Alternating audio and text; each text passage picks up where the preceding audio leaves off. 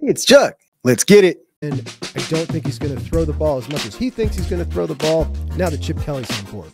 And I'm happy about that. More quarterback. The truth is Ryan Day has made a change philosophically, but it's none of those. You all know who wins. LSU is the drunkest fan base in the country. Welcome into Juck on Bucks, the weekend show. Appreciate you guys for joining me so much. As always, a gorgeous Saturday here in Northeast Ohio. I ended up doing 2 weekend shows worth of content today. We got an interview today that I didn't expect was going to go so long, but it went so good. We just kept on rolling. And an excellent guest. We'll get to him in a few here. So we're going to have a show on Saturday afternoon. Then we're going to have a show on Sunday morning. Then on Sunday evening at 9 p.m., come join Juck and Chris live as me and Chris Drew. We're going to have a little show where we are going to bang out a few segments together, and then we're going to open it up to you guys and have a little fun on a Sunday evening. So I guess technically 3 weekend shows this weekend because, we never stop grinding and trying to get better here at Juck on Bucks. Anyway, appreciate you guys so much. Enjoy. I've never been more excited for a conference championship, a Big Ten conference championship, because the Big Ten is lit this year. I think it is so much more entertaining than it's ever been. We not only add the 4 new programs, but we got a ton of very interesting storylines from the programs who've been around forever. We got Oregon with the big expectations, the hottest young coach in the country, the big recruiting class, the way they are effectively using NIL that's working everybody else around the country up. You got cocky, brash Lincoln Riley and USC coming in telling everybody that USC expects to be the top of the Big Ten, and they're coming, and you can't stop it. You got Jed Fish, after just pulling basically a Brian Kelly with his team at Arizona, taking over the Washington job for Kalen DeBoer after they just made the national championship last year. Half the team either graduates, goes to the NFL, or transfers out. So the team's totally decimated, and it's basically a total rebuild. But he's doing pretty good. Got a lot of good transfers in.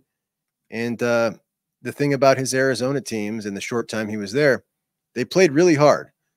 And while he seems like a pretty strange dude, he seems to get his dudes working really well. Then you got UCLA, who, I don't know. They're coming to have fun, I guess. That's one of Deshaun Foster's big messages. His big mantra is that he wants them to have fun. I don't know what they're going to be. It's amazing that they aren't better, but they don't seem to care from the administration aspect, from the fan support. They just don't seem to care. So basically another Purdue, but with better talent, just because there is better talent there. Combine that with last year's national champion being our rival. They have one of the lowest production rates returning in the country. It's something like 129th out of 134 because they lost so many guys. A brand new coach, almost an entire new coaching staff, but they're still being viewed as a threat in the conference because of the high-end talent that they have. Obviously, they got the 3 studs on defense. They brought in an excellent linebacker out of Maryland. The offensive linemen they got, they lost all their starters, but they got guys who have starting experience. Quarterback, obviously a huge question with Alex Orji, who doesn't seem to be able to throw the ball. But the dude's got a cannon, and he's a fantastic runner of the football. So can he come around with the accuracy part a little bit? They might be okay if he does. You got Penn State. Seemingly with a weak schedule, they should make the playoff unless James Franklin finds a way to screw it up. And wouldn't that be so fitting? You got Luke Fickell at Wisconsin in his second year, a great recruiting class going, a ton of positive momentum. Greg Schiano, who has full on turned Rutgers around for the second time in his career, which is just amazing. The guy was meant for Rutgers. And we know about those New Jersey guys that we got on our roster. Those dudes play tough football. Trusty old Kirk Ferentz brings back a lot of pieces on that excellent defense they had last year.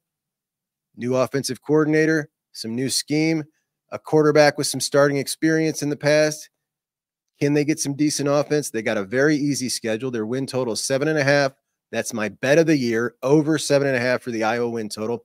They're a dark horse to make the playoffs. He was asked about being a dark horse to make the playoffs at media days, and he said, I don't even know what that is. Like, what is a dark horse? It was pretty funny from Kirk Ferentz, and it got me thinking. I have no idea where that expression comes from, but I think we ought to look it up and find out. Even the lower crappy teams in the Big Ten, Indiana with Curt Cignetti, this guy's really entertaining. Brett Bielema at Illinois, he's always entertaining, just because he's Brett Bielema. Ryan Walters at Purdue, a young coach with a ton of energy. And you got Jonathan Smith at Michigan State, who is regarded as an excellent coach, got a full-on rebuild to do there, but opinions are that he's going to get it done. So the entire conference is just fantastic. And you add into that Ryan Day. Ryan Day and the Buckeyes coming in this year as a lot of people think the most talented roster, all the assumed pressure Ryan Day is under. And Ryan Day at Big Ten Media Days this year came across to me in a way that I don't think I've ever seen him before. It was the first time that he looked like the big dog. Like, he looked like Nick Saban at SEC Media Days. He looked like Kirby Smart at SEC Media Days. He looked like the guy that everybody was looking to. He walked around with a certain kind of just panache. I mean, he just looked different to me. He talked different to me. He looked like a championship coach, the guy that everybody was looking towards to take the lead. He looked like the big dog, the boss man. Now, he's always been looked at like that just because of his job at Big Ten Media Days. He's the coach of Ohio State. When he talks, everybody stops what they're doing and goes to that podium.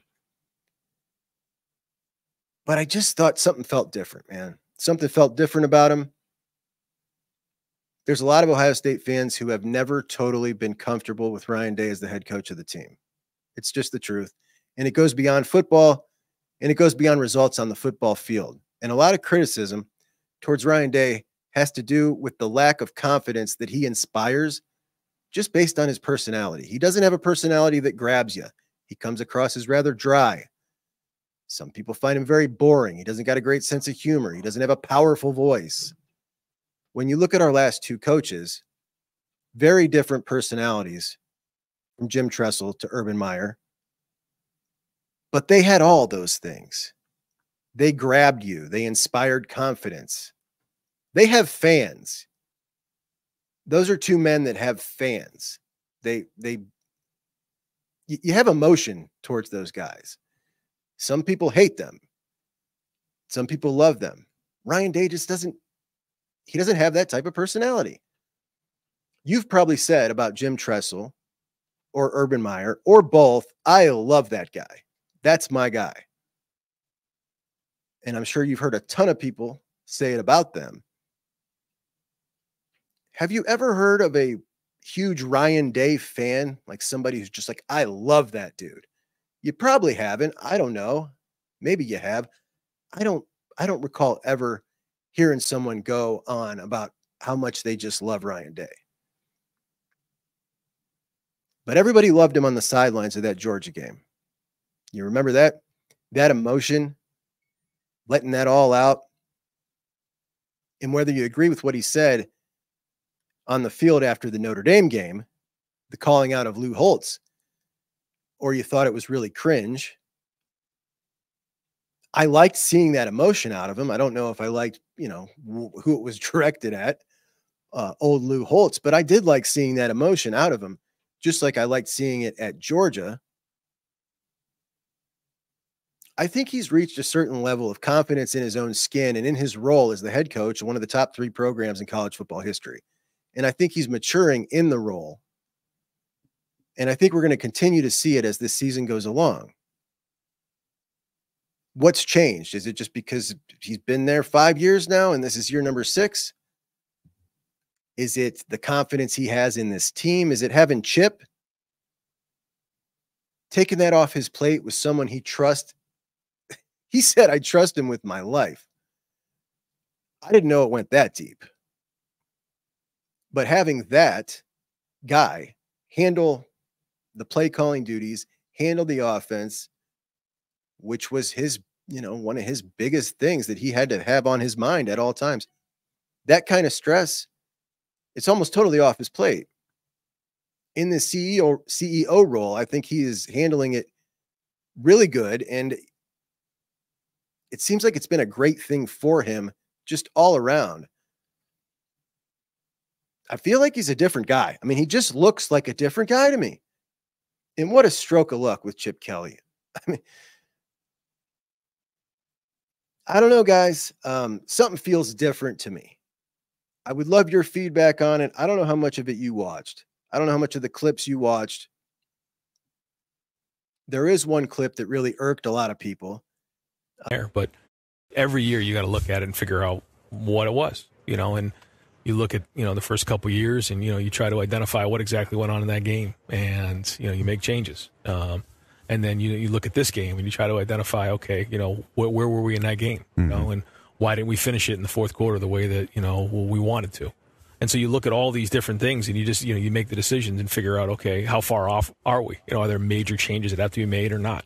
And, that was a very good team, but, we still should have won the game. And we didn't, so why was that? What do we need to do? And, it starts with having the right people in the right seats and making sure the personnel is right, making sure the scheme is right and the coaching is right. And you go from there. But yeah, those are decisions that you try to make in the off season. But once the season goes, you're building your identity too, and you start to get the momentum, and then, you want to get to the point where you're playing your best football at that point. But yeah, I mean, I don't want to get into all that right now in some of those conversations, but yeah, there's a lot of conversations that are mad to figure out, why did we get that done? But, he thinks we should have won. I think we should have won too. Anyway, I wanted to get some perspective on all this. So I wanted to bring in our buddy, Dillon Davis, and we're going to bring him in right now. Dillon, what's going on, brother? Good to see you.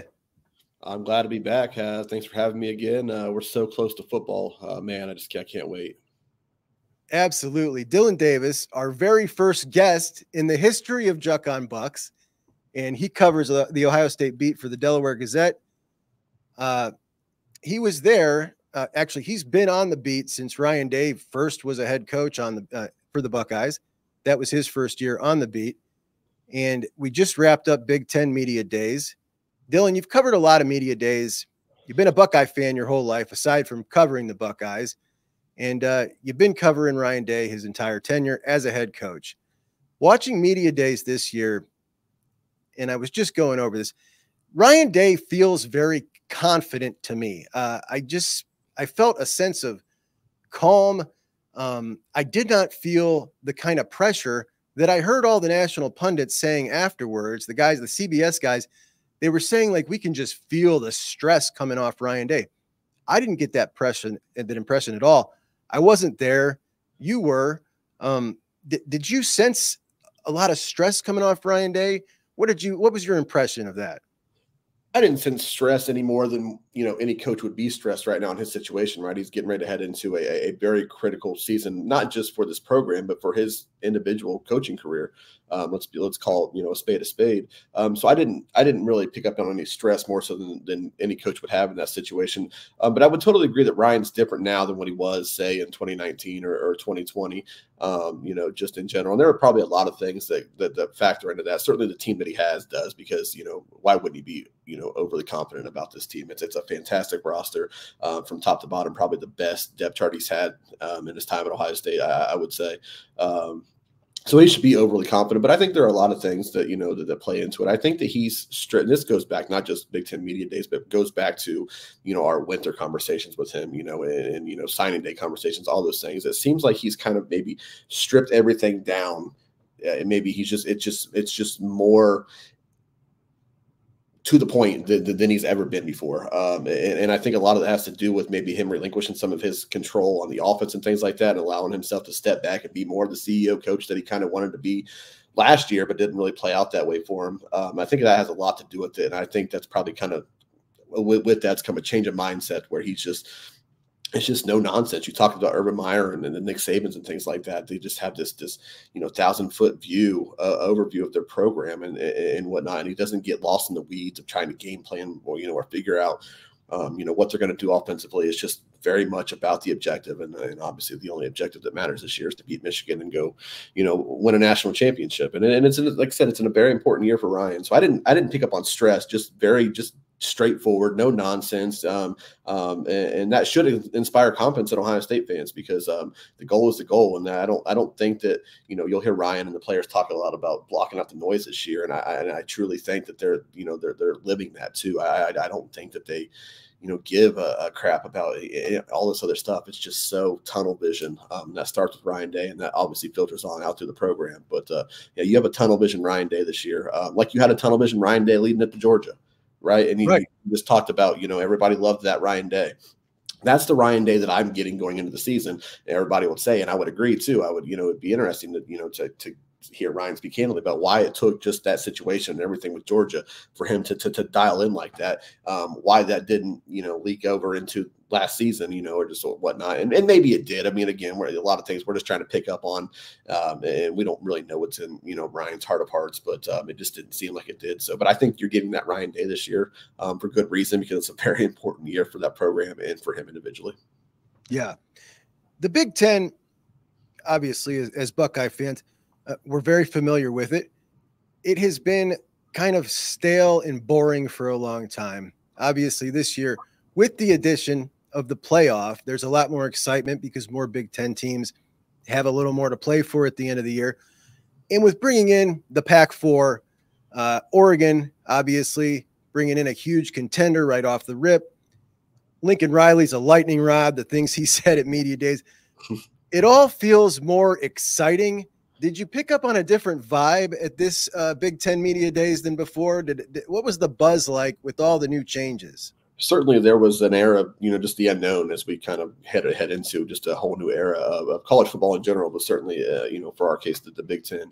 And you mentioned like with personalities too, that there's some personalities coming into this conference, with Lincoln Riley and Dan Lanning's an interesting guy as well. It's certainly there's an excitement because of just the unknown. And obviously when you add, marquee names like USC and Oregon and even Washington and UCLA to a lesser degree, that brings a whole nother level of excitement. But it's interesting. I mean, I don't think anybody really it's funny because just little things kind of remind you just how weird this all is. Like just walking, obviously the Big Ten media days are down on the field at Lucas Oil. And when you're walking through the tunnel to come out onto the field, they have all the mannequins of all the, all the jerseys of the teams in the conference, and just seeing, that USC jersey and just seeing those Oregon uniforms and the purple and gold and having that Big Ten logo on their chest. It's just little things like that remind you again just how weird and how crazy of a world we are entering into this season. And obviously that's going to continue when we head out to Autzen, to Eugene and then go to Autzen and you're here for a conference game. It's just very weird. It's definitely a different vibe for sure than any other Big Ten media day that I've covered, but that's obviously to be expected because we're in a weird era right now. And it's going to be weird for a while. It's going to be weird when first time you turn on the, I don't really know schedules off the top of my head, but the first time you turn on an Oregon, Illinois, Big Ten game, and you're sitting here like, wow, we're watching a Big Ten football game right now. And it's Oregon and Illinois. It's weird, but exciting at the same time. Yeah. I'm really excited for it. Like I don't feel like I've ever been so excited for who's going to win the Big Ten. You know what I mean? It's like something as Buckeye fans, it's always been kind of an afterthought for us. Like, yeah, whatever, we're thinking of the playoff, we're thinking of Michigan. The Big Ten just kind of comes with that. But really exciting stuff. So when Ryan Day gets up and gives his opening speech up at the big podium, you asked him a question, and it's a question that we talked about the first time you were on. This clip right here. All right, I'm playing the clip right now, Dillon. I'm going to splice that in. And this is the question that you asked Ryan at the press conference about the wide receiver depth. So that's what I'm playing right now. All right, boom, back in. We had almost the exact same conversation. And Ryan Day brought up that you can feel Brandon Innis out there. And as we talk about the wide receiver depth, we're looking at the top four of Emeka, JJ, Carnell Tate, and then Brandon Innis. I think after that, it's probably Bryson Rogers. And I think we could probably find the same clip 2 years back of Ryan Day saying that about Jayden Ballard, what he said right there. And nothing ever seems to change. What are your thoughts about the wide receiver depth? You brought that up. Are you concerned about it? Not concerned so much, and I guess probably a big reason why I'm not concerned so much about it is because of the continued praise for Brandon Innis, and that's like we talked about that in the spring, and that was I mentioned that was just one of the guys in that first day of practice we got to watch in spring practice. It was one of the guys that just stood out to me. I found myself watching a lot of Brandon Innis because he looked good, he was running well out there, just physically he looked impressive, doing a lot of things. So it kind of made me smile internally when the first thing essentially that Ryan Day said in response to that question was Brandon Innis, that you just feel him out there because they need Brandon Innis to step up. I'll tell you just an aside real quick that I found interesting. Ryan started off that response by saying that they're top heavy, and he talked about 3 guys. And then the very next name he mentioned was Brandon Innis. He didn't mention Jeremiah Smith, which means Jeremiah Smith has very much entrenched himself as one of those top 3 guys. And there's no question about that. And that's nothing groundbreaking. Everybody knew he was going to play a lot this year and that he's a special talent. But it's very clear going into preseason camp that Jeremiah Smith is one of those top 3 guys.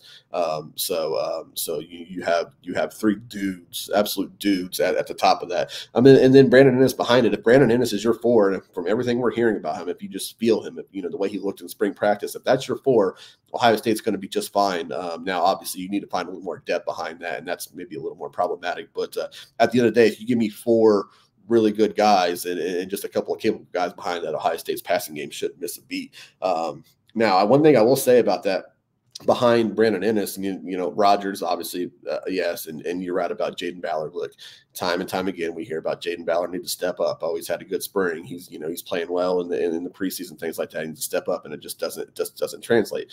And back in the spring, I said I don't want to speculate as to why. I don't know why. But so yes, there's a little bit of an eye roll when I hear Jayden Ballard's name about needing to step up, because he does need to step up, and physically we know that he can. Like it's there. That speed would be just a tremendous asset for that offense with everything else they have. Whether it happens, I don't know. I'm not going to hold my breath on it. So past Brandon Innis, one name that I want to say, and he just got there late, but from a physical standpoint, from a talent standpoint, Mylan Graham, it shouldn't be discounted as a guy who could maybe flirt with the end of that rotation and find some of those snaps when we just need to get a guy out there and give guy a blow or whatnot, because he has the makings of a guy who physically can just send him out there, figure it out. As long as he can just grasp a little bit of it in preseason camp, physically, he can go out there and play right away. I can't remember who it was. I can't remember if they asked Emeka or if it was Denzel Burke, but I was standing there in the breakout interviews with the players at Big Ten Media Day, and somebody, asked about Mylan Graham, because he just got there and how much, I want to say it was Denzel Burke. But Denzel Burke's response, he didn't say as much, but it was kind of just wait until the preseason and find out. So, for whatever that's worth, at a position where, we're sitting here talking about, can Bryson Rogers, elevate himself and be that guy? Will Jayden Ballard ever figure it out? I heard a Kojo Answe, shout out from Ryan Day during that answer. On my bingo card, Kojo Answe mention was not on my bingo card whatsoever, not even close to it. So, when you're talking about those guys and a lot of, Canny, Willie, I don't know, Mylan Graham from a physical standpoint already has the talent there. So I wouldn't discount that entirely. I love hearing that. These guys, when they don't come in early, it seems like they've got so much to make up. They're so far behind that I wasn't really considering it, though. I've played his tape on here on the show before. This dude is electric. I mean, absolutely electric. Yep. So I would absolutely love to see that. The last time we talked, we were just a couple practices into spring. And at that time, we talked a lot about Luke Montgomery, and it certainly appeared like he was kind of gearing up to step into that right guard role. And it looked like that through 10 of the 12 spring practices until practice 11 and then the spring game. And then we come out and it's Tegra and Carson in the right guard role to start off the spring game. I don't know where we're at right guard right now. It's felt to me like recently it's kind of trending Tegra. As we head into camp, what are you thinking about right guard?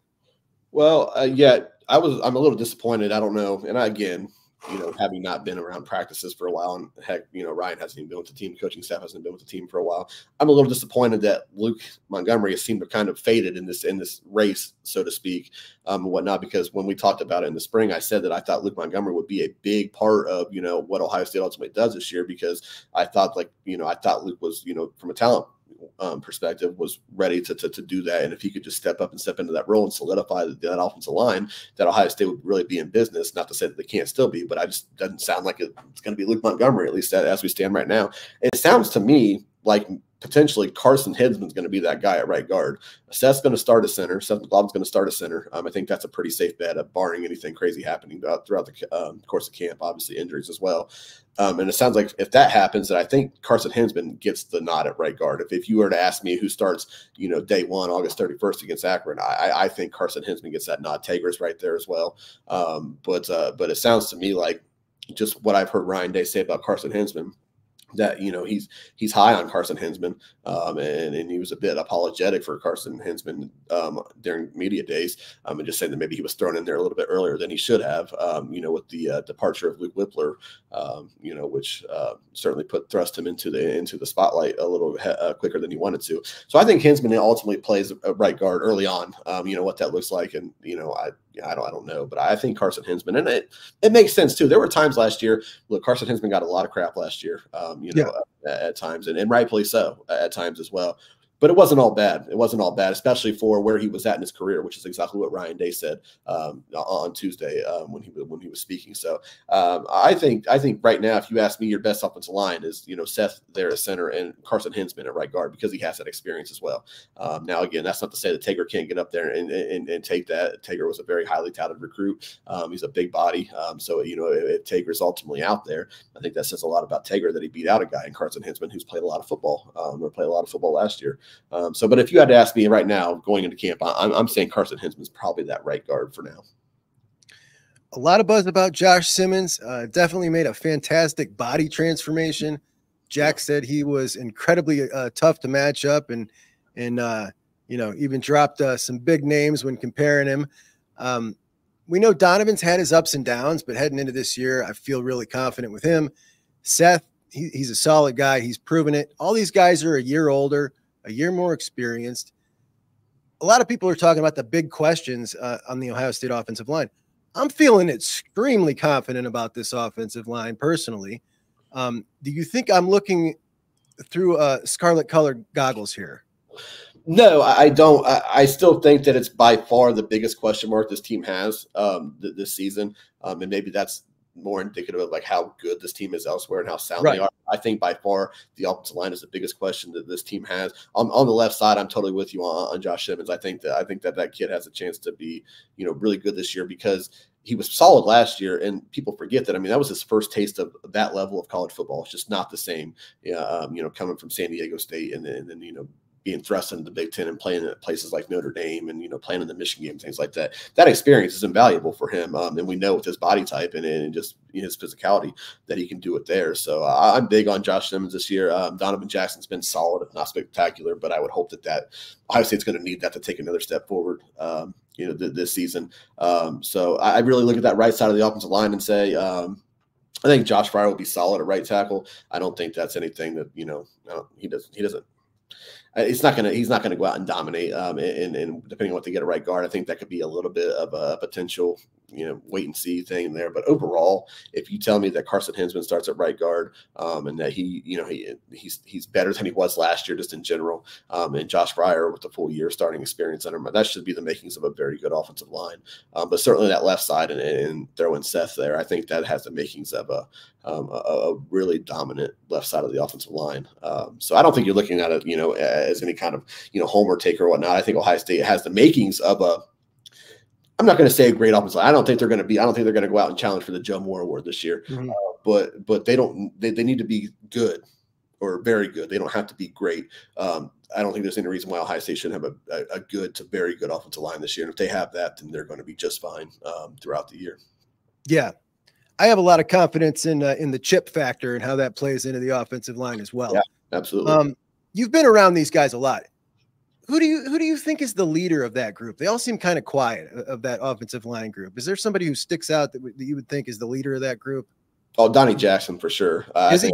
I think if you had to pick one guy, I think Donovan Jackson for just his time in the program, how much experience he has. I think everybody would turn to Donovan Jackson. I mean, not just me saying that. I've heard some, things people say that usually when you talk about the offensive line, one of the first things they throw out is Donovan Jackson, just leading, by example, and then also just, in that huddle or in their meeting rooms and things like that. So I think Donovan Jackson would, without a doubt.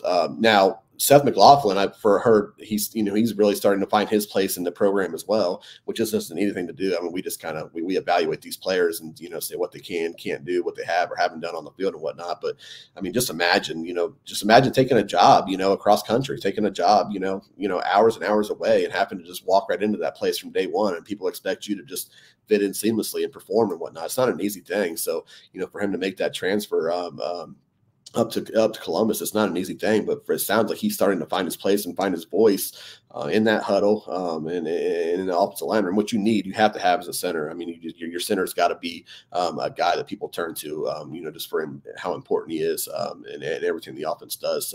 So I would say Donovan Jackson for sure is the leader, but it sounds like Seth McGloughlin's coming on and in that role, in a leadership role. And if he is, that's a great development for Ohio State, both just the offensive line and offensively overall. Absolutely. Do you know yet? You guys you get a schedule of how much access you're going to have at camp. Do you have that yet? Jerry Emig, the SID, he has not sent it out to us yet. Usually it comes out, probably tomorrow or Monday to, 4 or 5 days before, the first day of camp. So we do not have it yet. Can't wait to see what we have. Hoping that there's a little more access than we got last year, but we'll take what we can get. Right on. So offensive line coach Justin Frye, obviously in his short tenure here, has not been great on the recruiting trail. We talked about it last time. You called it unacceptable. As we look at the class of 2025, he cast a very small net. In June, when only Carter Lowe was on board, it looked like a little bit of maybe a panic when a flurry of offers kind of went out, pivoted from his small net, and none of those really panned out. You got local guy Jake Cook, who I really like, but, not really anything that's going to get a lot of people excited. And now it seems like at tackle, all the eggs are in the David Sanders basket. There's really no obvious backup plan at guard. All the eggs are in the Javon McFadden basket. And, he's not some David Sanders type. There's really no backup plan obvious for guard either. There's a lot of people really, really irritated that we're in this position. And it's now looking like with Sanders at Nebraska and Tennessee this weekend, a whole lot of panic setting in. What is your gauge on this? When we look at Perry Eliano being let go, a lot of folks thought that was specifically for recruiting failures. We know Justin Frye is a good friend of Ryan Day, which adds another, the Parker Fleming situation. He got an extension when he probably didn't deserve it as a friend of Ryan Day. I don't know what the situation is with those two and how that's going to go, but if he doesn't land David Sanders, I can tell you this. I do this show a lot now, probably 5 episodes a day. It's the most talked about thing that there is right now is Justin Frye. What is your take on the entire situation with the recruiting class of 2025, with the fact that we find ourselves in this situation where it's essentially all or nothing with David Sanders, with the small net? And I can tell you this, looking out at 26, it doesn't appear he's learned his lesson. We currently have less than half the offers out than Alabama, Georgia, and Michigan right now at offensive line. So it seems like a flaw in strategy, execution, the whole nine, and lessons aren't being learned. What's your take, buddy? Well, yeah. So as you mentioned, we talked earlier this spring, and I called it unacceptable. I've been saying it's unacceptable when it has been unacceptable for years now. I mean, at the end of the day, since Brian Day took over in 2019, so that's what, 1920, like what, 6 classes, 5, 6, 5, whatever the case may be. They've signed 3 top 100 offensive linemen, and I always go by the 247 sports rank. This is just the ones I choose to put the most stock into. But they've signed 3 top 100 offensive kids overall that were offensive linemen in all those classes combined. That's just it's insane. I mean, you could go position by position And a lot of people will say, look, stars don't matter and whatnot. It's all about development. Stars matter. There's plenty of data out there to suggest that stars do matter. Now, development matters as well. Obviously, you look at a guy like Luke Whippler, who had a really good career at Ohio State and would have made a huge difference on last year's team if he'd have decided to return. But that's neither here nor there. Wasn't a guy that was in the top. I don't think he was just outside the top 150 or whatnot, and he went on to have a good career. Development matters. Guys like that, it matters. But stars do matter too. There's direct correlation to stars and team success.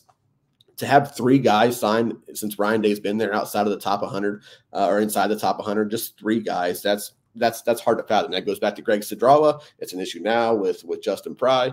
And I think part of the issue, without a doubt, is not casting a wide enough net. They put all their eggs in one basket with a handful of, maybe not even a handful of guys, just a select few guys. Look back last year with Micah DeBose, who went to Auburn, and Jordan Seaton, who went to Colorado. Two of their big targets. Once they were gone, there was not a big pivot there. So I think that's a lot to do with it. It's unacceptable. It's been unacceptable.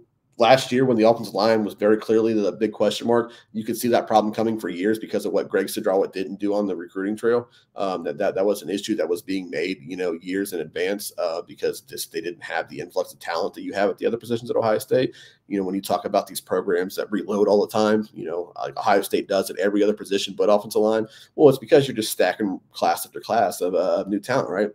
There's only one place Ohio State hasn't done that, and that's along the offensive line. And if you think about where the Ohio State's biggest failures have been over the last 3 years, it's along the offensive line. It's not a coincidence. And they're setting themselves up to do it again this year because we were sitting there talking. We were having a drink before we went to dinner on Monday night ahead of Big Ten Media Days, and I was talking to somebody else on the beat, and we were just talking about recruiting and whatnot. And I made the comment that for as great as this class could be, they could go add 3 or 4 top 50 kids in this class, whatever. If they miss on David Sanders, this class will not want to say a failure because it sounds but this class will be very lackluster if they miss because of how big it is and how critical it would be if they lose out on David Sanders, which it's not trending well right now. So they could very well be, in the process of losing him.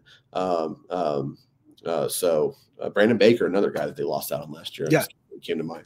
So it's everything. I don't want to make it too big of a deal because there's a lot of other great things going on in recruiting for Ohio State, but I mean it's everything because of how bad they've been recruiting the offensive line in years past, and right now it looks like they're well on their way to missing the boat again on another recruiting class along the offensive line, and it's past saying that it's an issue or that it's going to become an issue. Like it's going to be an issue. If you think about what they lose on this offensive line next year and after this year, and think about what's in the cupboard for them in the next year or so. I'm not to say again that any of these kids can't develop into a real player and whatnot, but just it's not at the level that Ohio State should have. When they're talking about reloading along the offensive line, that's not unfair to say at all. Yeah.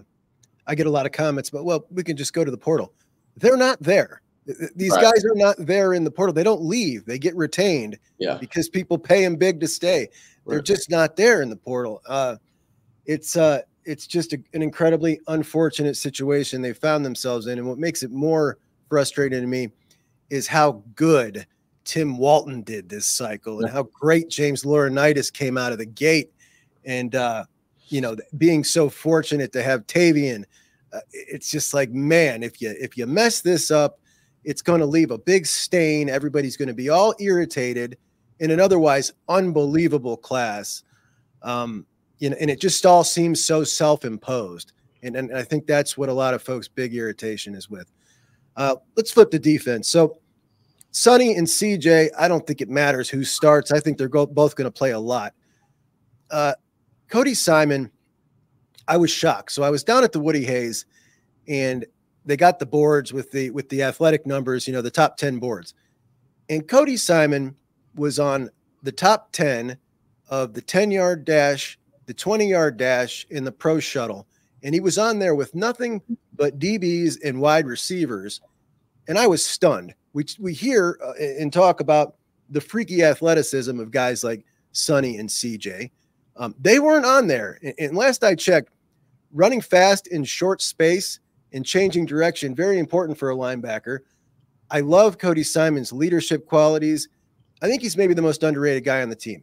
What is your impression of Cody Simon as we head into this season, leading those linebackers where a lot of people have as a big question mark on the defense, maybe the only one, that unit?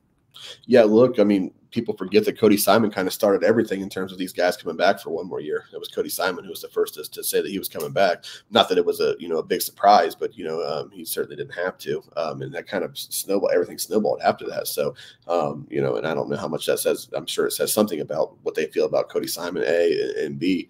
Cody's commitment to coming back and doing what they want to do. So there's that aspect of it. But I think Cody Simon's he was underrated last year. Didn't always play a ton.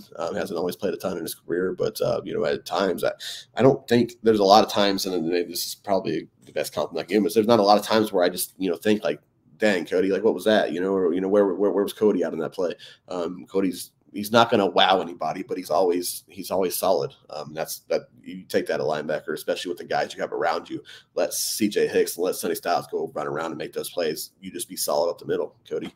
So no, I mean, and then from a leadership quality as well, Cody's going to be, off the top of my head, one of the 3 or 4 best biggest leaders on that defense. I guess I haven't really heard a lot of people say that Ohio State's linebacker group is a big question mark. So, and I'm not to say that it's not. I never thought of it as a big question mark because of knowing what they have with Cody, Sonny being Sonny, and always being a big believer in CJ Hicks if he would just get out there and get his shot. So I don't see much concern with Ohio State's linebackers at all. I think they'll be just as solid in the middle of the field as they are up front or behind them. So in the secondary. Yeah, I don't think most of us do. That's more coming from the Nationals. Sure. Yeah. Ryan Day described him and Chip Kelly sitting in a dark office they didn't say dark office, sitting in an office with film and a stack of playbooks and kind of looking what's going to fit their personnel best. Great offenses do what they do, and they say, you stop it. And they're looking for their fastball. What do you have any idea what you think that fastball might be? What this offense is going to, what's the bread and butter going to be? The best I can say about that, just in knowing, just going back and thinking about Chip's time in Oregon and UCLA, and just knowing what Ryan has really enjoyed doing, like the zone run game is going to be a huge part of what they do. Here it was the outside zone has been a huge part of Chip Kelly's offenses since going back to Oregon, and certainly you have to have the right kind of horses to pull that off, which. No, not coincidentally, they do, in this current team. So that zone read game is going to be a very big. You have to have a quarterback necessary to do it as well, and that's where where Will Howard comes in. You have to have a quarterback that can pull that off as well, because at the end of the day, running these zone reads, if your quarterback's not a threat to pull it down, it doesn't really. It's kind of hollow. So that zone read is going to be a big part of it. Now, what that looks like in terms of bread and butter, I don't know, but that'll be a big part of it. The outside zones, letting Trey and Quinchon pick their holes and get up the field. Now you have to have the offensive line and the tight ends to pull that off as well. So not just the offensive line. You talk about G and Will and those tight ends and whatnot. You've got to have that as well, because I know one of the big staples of Chip's zone reads is pulling that tight end around and then having him serve as a lead blocker up in those holes, and so that that's gonna the tight ends have to be able to do that as well. But yeah, that zone read's gonna be huge. I mean, and I don't you can do so much off of it as well.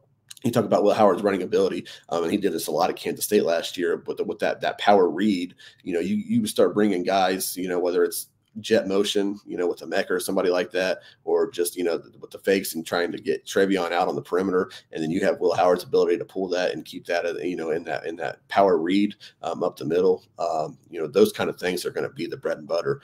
If Ohio State can pull it off up front offensively with the offensive line, I mean, that's just going to be it'll be overpowering for everybody they play for sure, just because of the talent they have in the backfield, combined with the stress that puts on a defense, because you get so much going sideline to sideline, and then you still have the ability to gash them up the middle, whether it be with the quarterback or running backs.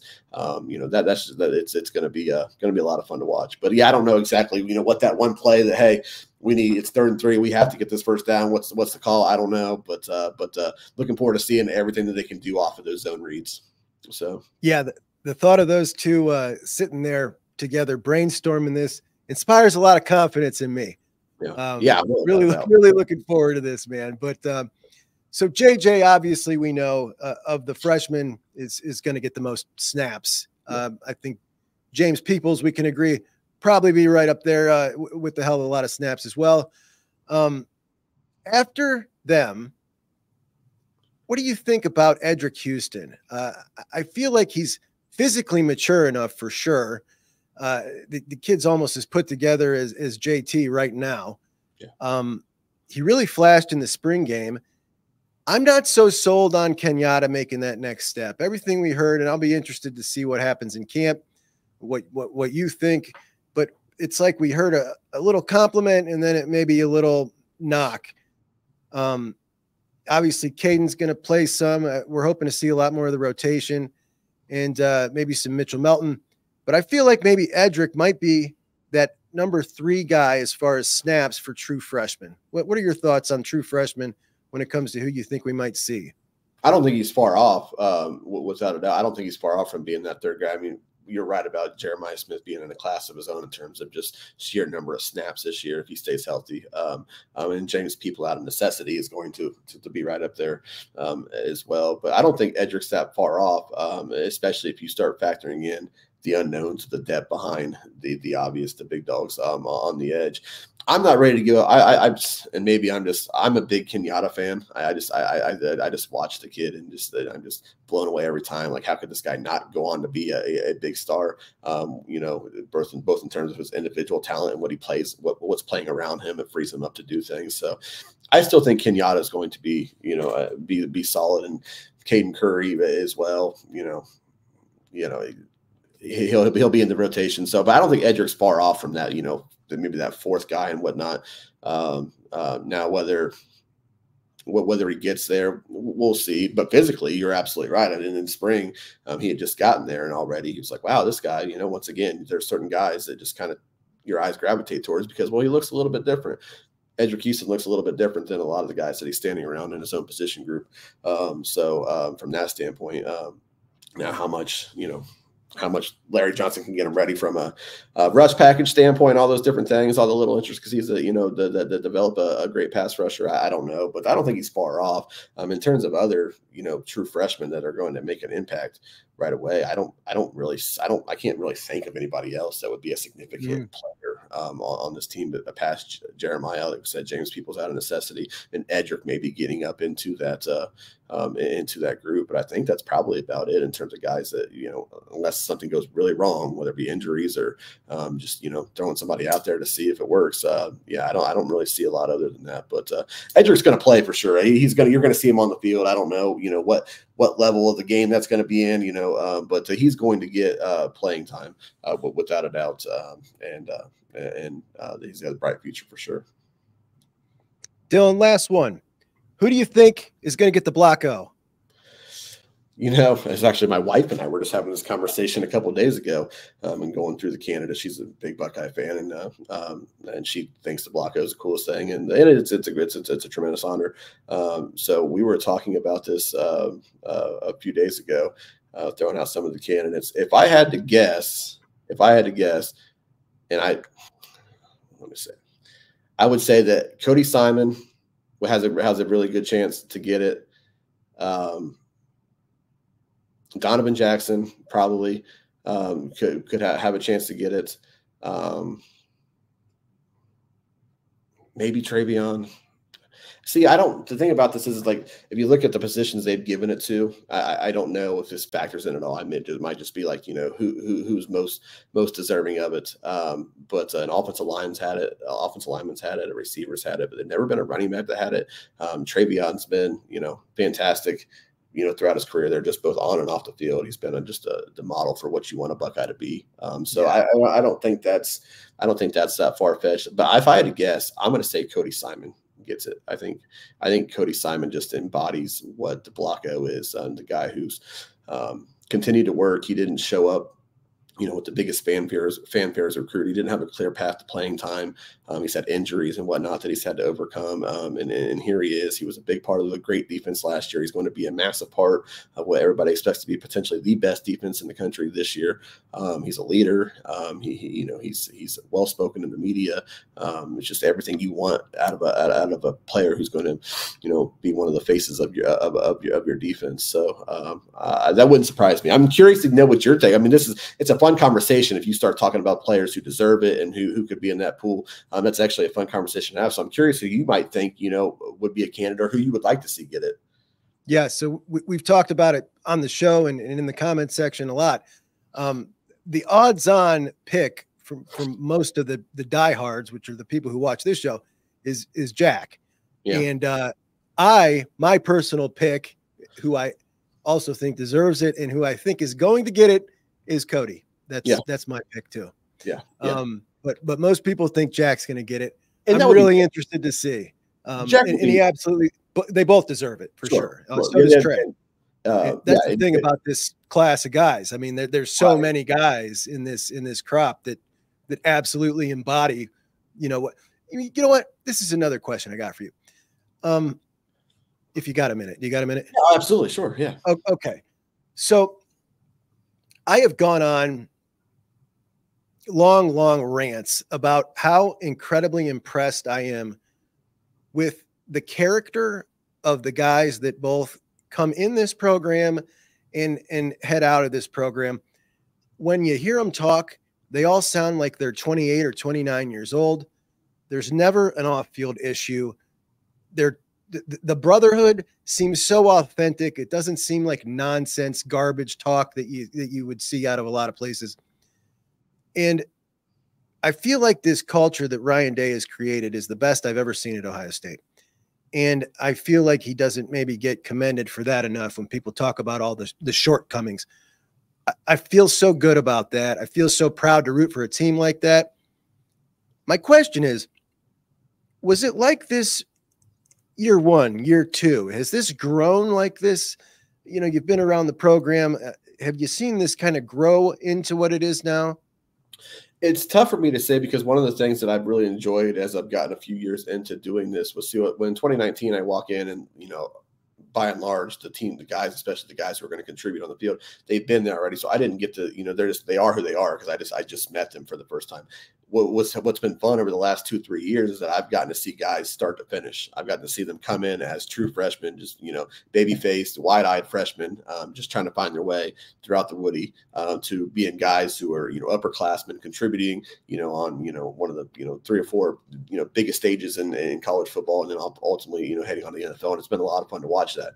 So it's been easier for me to recognize that and acknowledge, these guys now because I've been able to watch, somewhat see them develop and grow as people as well. And so I didn't have that in 19 or 20. So it's hard for me to speak on that. It doesn't feel different. Because I'll say this, and it's sometimes it's frustrating too when you're a reporter and you're trying to get, a good quote or something to write. Not nothing juicy, but just something that, interesting. And they are so well trained to speak to the media, and it's not a coincidence. Like a lot of these guys are well spoken already, anyways. And it's not a coincidence either that a lot of these guys who are high profile recruits, their microphones in their faces, their interview requests a lot. So they've had a lot of that training before they even get there. But it's no coincidence that almost to a man, they are all so well spoken to the media, and they're all tight lipped and straightforward, and they don't say a whole lot.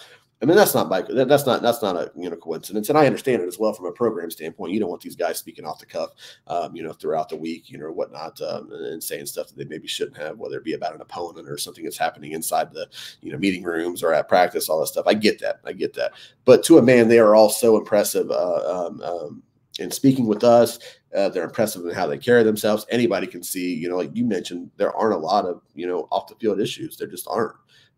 Very, very few, and certainly not anything that's a big deal. You look at what's going on in Georgia right now, stuff like that. You don't have that here.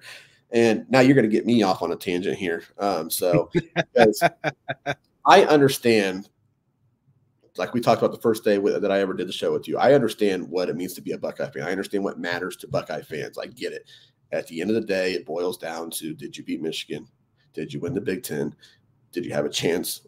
Or did you win a national championship? I understand all of that, whatnot. But the criticism that Ryan Day gets at the end of the day, it boils down to one. His only fault is the Michigan problem, right? And it's a big problem. I would never diminish that. It's a very, very big problem. A problem that could very well get him fired after this year if he doesn't figure out a way to win that game, right? So I acknowledge all that. But with that being said, at the end of the day, what Ryan Day's done with this program, in terms of on the field stuff as well, being in the hunt every year, he's won 2 Big Ten championships. If you think about his record against Michigan too, yeah, he's 1-3. The 2020 game was robbed of him, and they would have. Mm-hmm. They would have beaten that Michigan team by 35, 40 points, right? Mm-hmm. Yep. So, and if you look at the teams that Ryan Day's had to play, the Michigan teams, everybody wants to talk about Urban Meyer 7-0. You know what? That 2012, 13, 14, those Michigan teams, not very good. That 2017 Michigan team, not very good. Now, Urban's Ohio State teams beat some really good teams, Michigan teams as well, 16 and 18, certainly, and whatnot. But, Ryan Day beat a pretty good Michigan team in 19, would have just housed the 2020 Michigan team, whatnot. And then 21, 22, 23, Michigan's been a premier program. Like, people thought that Michigan was going to stay down forever and this run of dominance for Ohio State was going to continue for, 4 decades. Not happening. Michigan bounced back, as everybody knew they would eventually. It's the University of Michigan. It's a great program. So these Michigan teams that Ryan Day is losing to, again, not acceptable. I am not making excuses for Ryan Day, but, without, there's a little bit of nuance. There's a little bit of context to that. So Ryan Day's got to figure that out, or he will lose his job. And I think any Ohio State fan would agree, rightfully so, because that's all that matters. But if you took the culture that Ryan Day had, the success he's had on the field as well, and the chances that teams had to do some great things, look, I understand it's a big year, but Ryan Day's done really well for this program. This program is in as good a spot as it's ever been. And people will say that's weird to say because they haven't won a national championship, with Ryan Day, and they haven't beat Michigan in 3 years. And I get all that. That's why it's a big year. But this program is in as good a spot as it's been with the way they're recruiting, with the people that they're recruiting, the people that they're turning out, just the brotherhood that you talked about, which is authentic. There's a lot of lip service when people talking about brotherhoods and things like that. That's not lip service. That's a real thing. And if you ever wondered if it was a real thing, what happened in the winter is testimony with all these guys coming back. Yeah, I'm sure a lot of those, they all want to come beat Michigan. They all want to go win a national championship. I understand that. But passing up on the money that a lot of those guys passed up on doesn't happen just because they want to go beat Michigan and get a pair of gold pants if they didn't like the people that they're around, if the brotherhood didn't mean something to them. So that culture, combined with what they've done on the field, Ryan Day's done a tremendous job at Ohio State. Ryan Day doesn't give a shit, give a crap, pardon my language. If I say that about Ryan Day, I'm not out here to defend Ryan Day, but that's just a fact of the matter. People get so wrapped up in, this Michigan thing, and I get it. But at the end of the day, this program's in a really good spot. It's in a tremendous spot. And he's got to find a way to beat Michigan this year. I think Ohio State does do that. And if he beats Michigan this year, goes on to the playoff, we'll see what happens. But then there's a lot of different feel about Ryan Day. I heard you talking about it before you brought me on about the way people feel about Ryan Day. And there were Urban Meyer fans and there were Jim Tressel fans. Well, Jim Tressel's team was 7-5 in that 2001 season, but he beat Michigan, right? And that obviously that he burst onto the scene with that. But when Jim Tressel was hired, people were like, what? Glenn Mason was a name that, most people thought. Yes. Glenn yes. Mason. But when Jim Tressel was hired, it was what? And then he goes 7-5. If that was 6-6 with the loss to Michigan, people are saying, what the heck has Ohio State done here with this program and the direction it's going in, right? Obviously, he wins the national title next year. The rest is history. Jim Tressel's a legend, rightfully so. So, good for him and whatnot. Same with, Urban Meyer goes 12-0, and immediately he's, and Urban Meyer had the tenure, the track record as well. So it's a little bit different as well. Ryan Day was taking his first ever coaching job, head coaching job, coming in here. So I understand why there was no fanfare. And, if something was different in that Fiesta Bowl and they go on to play for a national championship, then, who knows how that, changes as well. So I just don't think it's fair to compare him to Urban or Tressel's tenure because it's just different. But the program is as good in a spot as it's ever been. So, we'll see what happens this year. It's a big year. And I do think ultimately he's coaching for his job this year. And I don't think that's unfair. But with that being said, Ohio State's in a really good spot. Ryan Day hasn't ruined this program, as some people would say. Some people take it to the craziest degree. So, throw trash on Ryan Day's name, and it's insane to me. But I understand that people are fed up. So yeah, that is insane. I'm totally with you. I feel like this program is in such a great spot in every department, in every area, the boxes are checked. The coaching staff is darn near an all-star staff. I mean, in every single area. In the fact that you've had some disappointing endings to some seasons, and the recruiting is still amazing. It's darn near the it program in college football. And that is a testament to everything they got going on. It must be great when you go up there to visit. Like, people want to be a part of it, and it is still viewed as the tops of the tops, as it should be. I think it's just ridiculous, the amount of garbage that the guy gets, particularly on a national scale, when everybody knows, you know, they beat Georgia, which they were this close to. The guy's a national championship coach. This is the same coach, whether that kick goes in or doesn't. The same guy. And to base, you know, your opinion totally changes on him. It's just disingenuous and it's garbage. I really feel like it's positioned in a way that once they kick in the door, sky's the limit. I really do. And, you know, my full support is behind Day, but can I say I'm not of the opinion. Yeah, go ahead. No, I just want to add to that real quick. So, and this isn't a conversation that many Buckeye fans want to have, but it's always interesting to me. So, you know, Ohio State fans think very highly of their program, and very rightfully so. It's one of the 2 or 3, you know, best programs in the country year in and year out. Historically, it's been the most consistent program in the history of college football, you know, whatnot. But, you know, at the end of the day, what standard are people holding Ryan Day to? Because I've got news for you. Urban Meyer only won 1 national championship with all that talent that he had. Jim Tressel missed out on several more opportunities to win national championships. He won the 1 and whatnot. So, like, you know, Ohio State's not a program. You know, everybody wants to, you know, put it on the same playing field as Alabama, you know, when Alabama was in its dominant run, or Georgia now and whatnot. You know, those 2 programs have gotten it done when, you know, on multiple occasions. Ohio State's been a program historically, at least through my lifetime.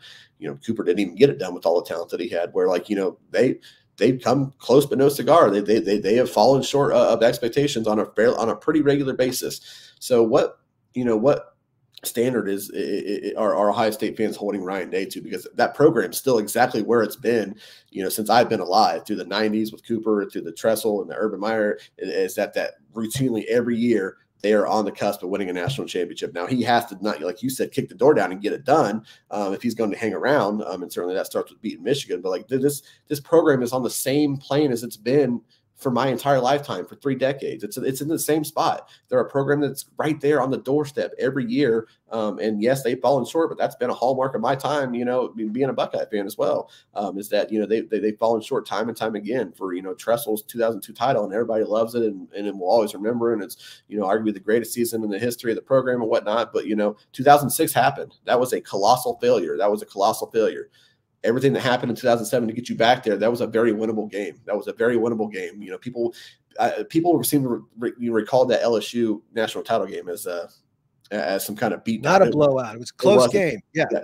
You know, I think it was Austin Spittler roughed the punter to give LSU a new set of downs. They scored, and that changed the whole game. So, you know, so those are the 2010 upset up in Madison that might have been, you know, one of Tressel's best teams.